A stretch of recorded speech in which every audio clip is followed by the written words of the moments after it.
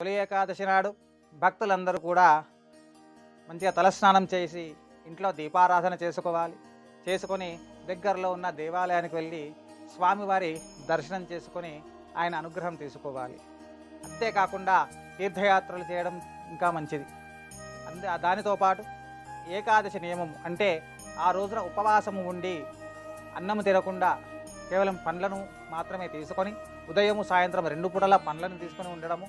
మరునాడు ద్వాదశి గడియలు అంటే ద్వాదశి ఎంత సమయం వరకైతే ఉంటుందో అంత సమయం వరకు ఆ లోపల భోజనం చేయాలి. ఆ విధంగా భోజనం చేస్తే ఆ ఏకాదశి యొక్క ఫలితం ఉంటుంది. మనం ఏ పూజ చేసినా సరే, ముఖ్యంగా చాలామంది ఏకాదశి, ద్వాదశి, పౌర్ణమి ఇలాంటి తిథుల్లో ఎక్కువ శాతం కూడా సత్యనారాయణ స్వామి వ్రతాలు ఆచరిస్తారు. కేవలం వ్రతం మాత్రమే కాదు, ఆ రోజున ఏ పూజ చేసినా కూడా కనీసం స్వామివారికి మనసులో ఆయన నామాన్ని స్మరించినా కూడా మనకి ఆయన అనుగ్రహం కలుగుతుంది.